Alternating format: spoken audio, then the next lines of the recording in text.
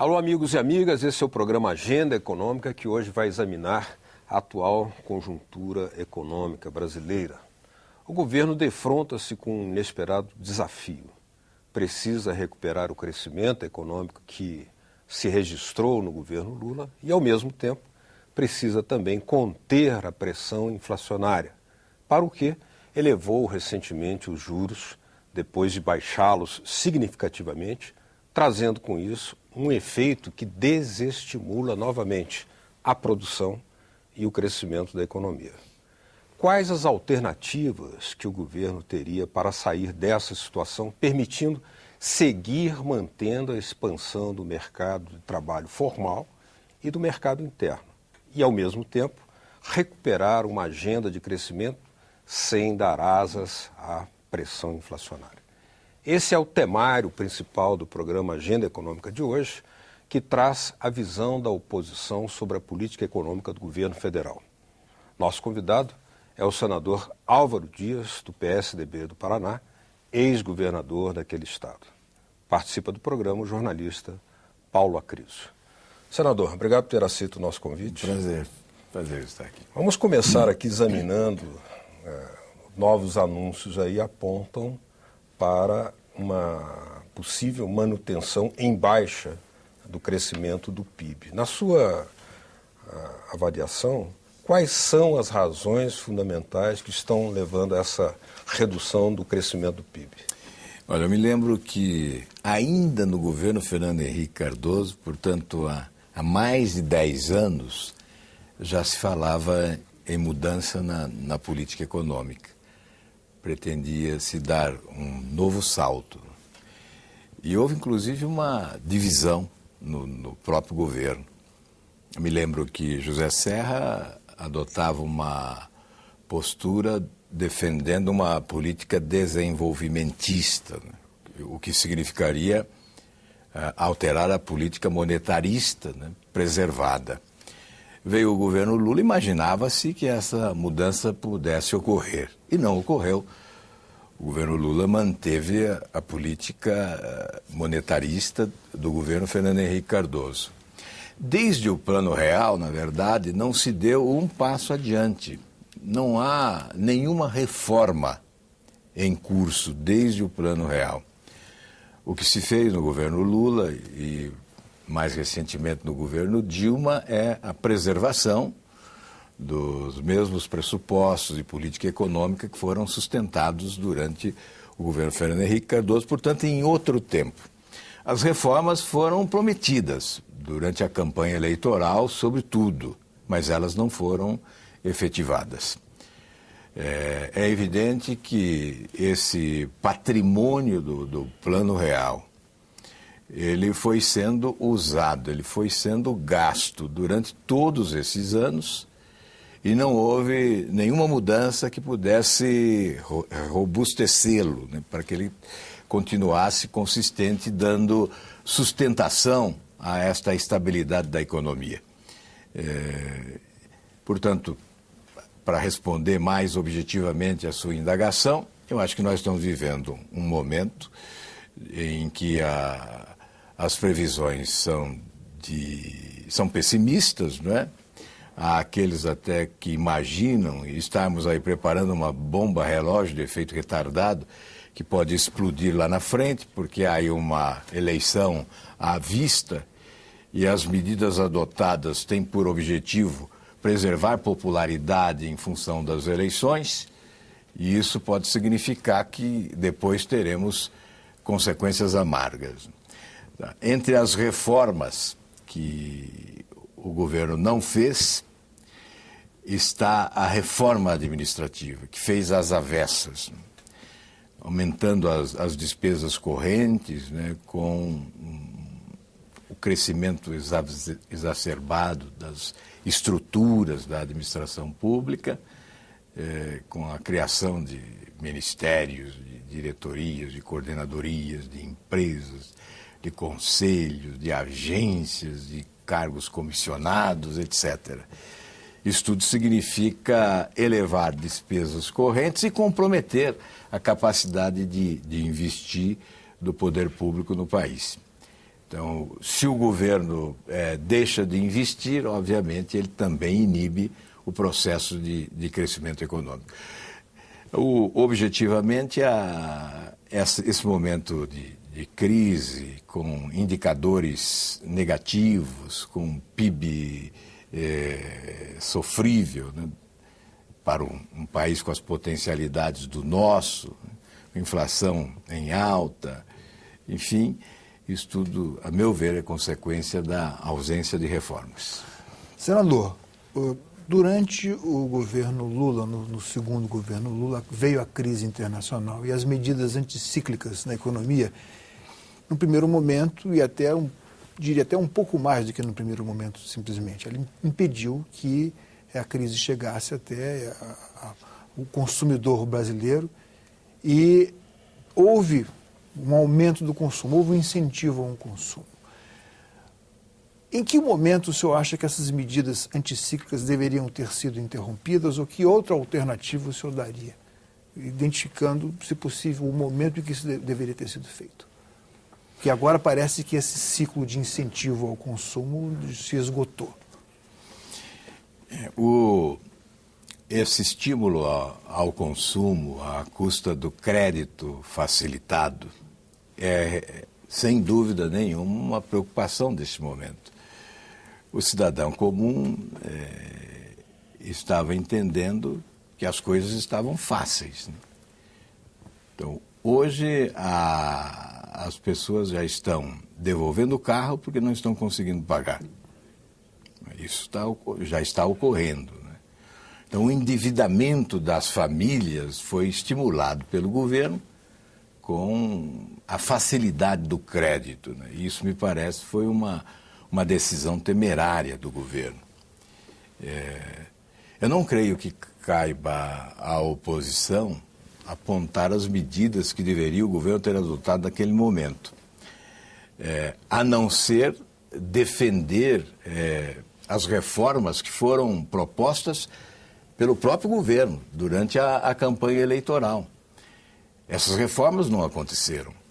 A reforma tributária, por exemplo, que foi um compromisso da presidente da República, ela não se fez, porque não há interesse do governo. O governo é oportunista. Não é esse governo que é oportunista. Os governos são oportunistas. O horizonte temporal de cada governo é a duração do seu mandato. E o receio que se tem quando se fala em reforma tributária é perder receita no primeiro momento.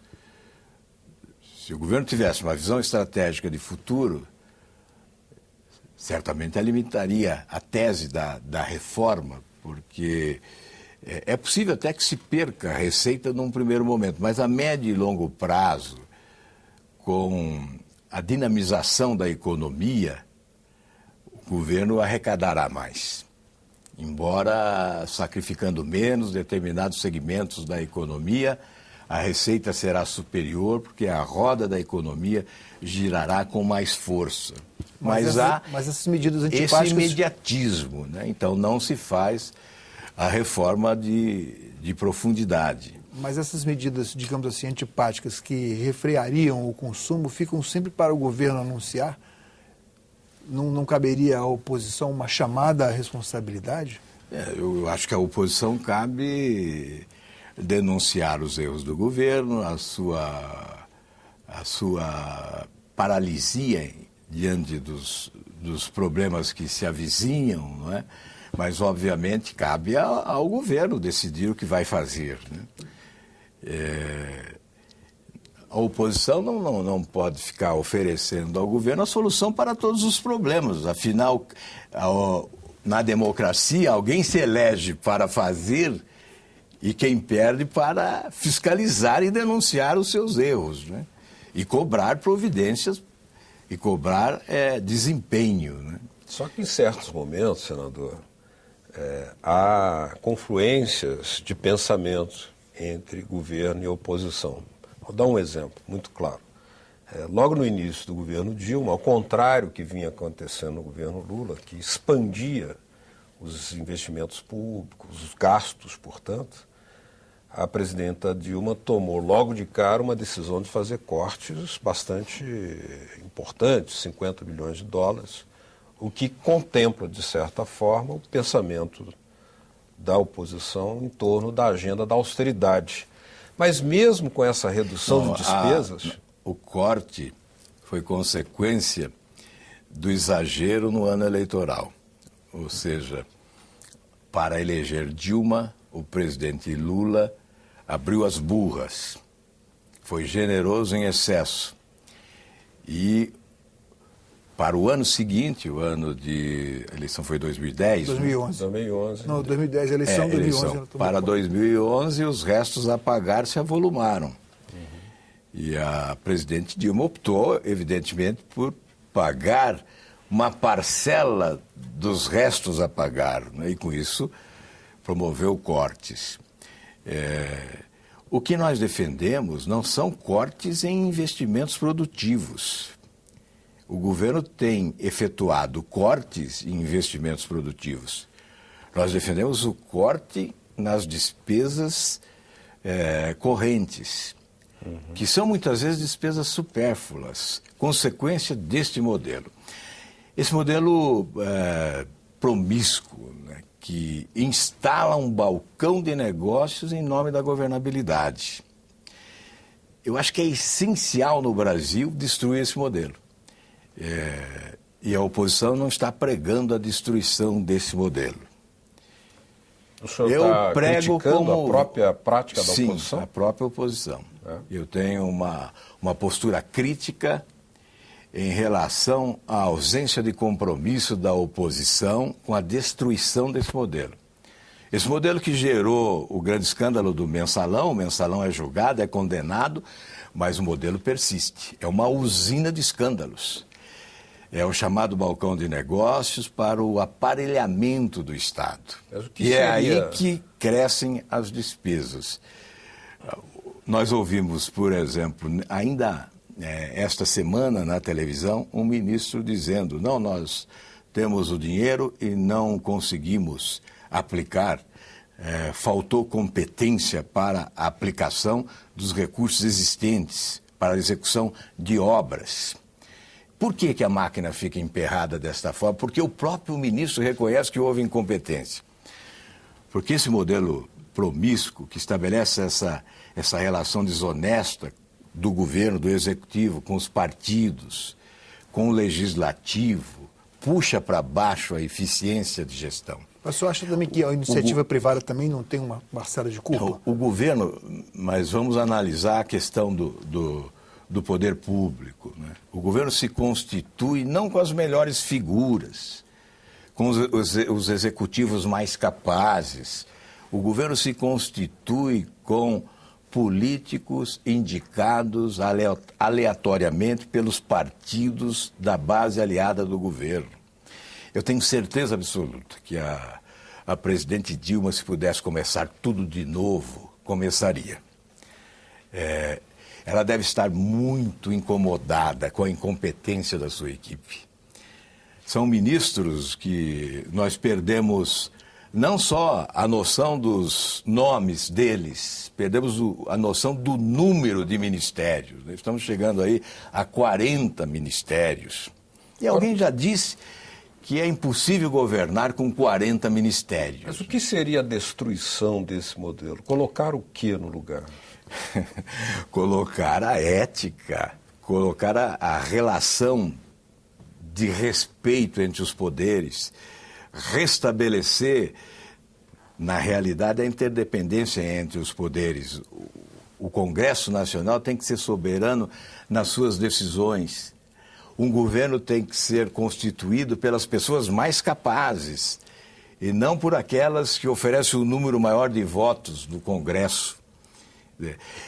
Eu não me conformo com a tese de que o balcão de negócios é necessário em nome da governabilidade. Eu não me conformo. Eu entendo que é possível, sim, governar o país sem um balcão de negócios. Esse é o modelo que eu advogo a sua destruição. o aparelhamento do Estado. Quer dizer, retirar técnicos qualificados para contemplar partidos políticos que oferecem votos no Congresso Nacional. Aparelhar uma empresa como a Petrobras, por exemplo, é um crime contra o país.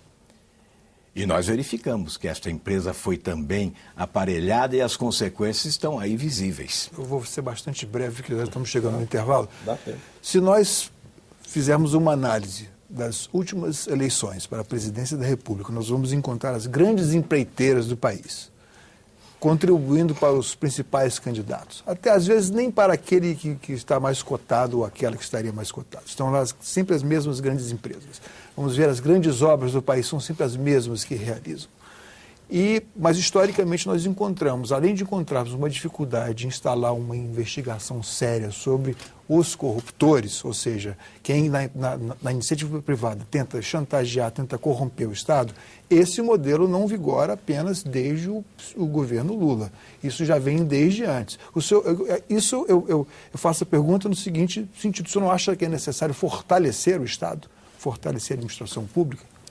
Olha, essa questão da investigação que você traz à tona, nós somos levados a discutir esse instituto da Comissão Parlamentar de Inquérito. Você tem razão, não é só esse governo do PT. Antes nós tivemos episódios já que impediram a investigação. Eu me lembro bem, eu integrava os quadros do PSDB e defendi uma comissão parlamentar de inquérito para investigar denúncias naquele momento. Isso acabou me obrigando a deixar o partido naquela hora. Eu acho essencial recuperarmos essa independência do Poder Legislativo, sobretudo no que diz respeito a esta prerrogativa da investigação, da fiscalização do Poder Executivo. Se nós temos uma comissão parlamentar de inquérito que trabalhe, que investigue para valer, também os corruptores estarão envolvidos na investigação. O governo, as empreiteiras. É isso que sempre se desejou. Nos últimos anos, aprendeu-se a dominar as comissões de inquérito. Antes, procurava-se evitar a sua instalação.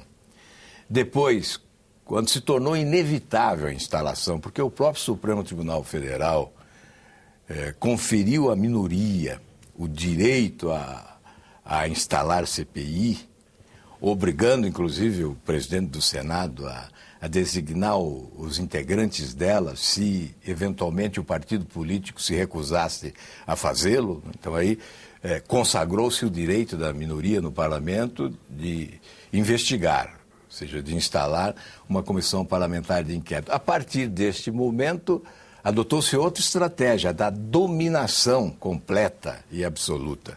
Aí nós tivemos exemplos. E isso demorou um pouco para se aprender esse novo estratagema, né? Mas quando chegamos à CPI da Petrobras, essa estratégia foi vitoriosa de forma completa, né? Se impossibilitou qualquer tipo de investigação. E nós tínhamos aí sim o relacionamento de grandes empresas, de grandes empreiteiras, aquinhoadas com contratos generosos pela Petrobras, e não tivemos a oportunidade da investigação. Portanto, este é um aspecto fundamental na democracia, quer dizer, o respeito às prerrogativas do Legislativo e, entre elas, as prerrogativas da minoria. Nós temos hoje o Legislativo com a representação popular mais desequilibrada da história, né? Isso é muito ruim para o governo, para o próprio governo, é péssimo para a oposição, evidentemente, mas é ruim também para o governo, é ruim para o país e para a democracia, é o que está acontecendo no Congresso Nacional. No próximo bloco, a Agenda Econômica vai examinar aqui o papel dos investimentos públicos e também a recente volta atrás do governo, invertendo a ordem e elevando novamente a taxa de juros. Continue com a gente.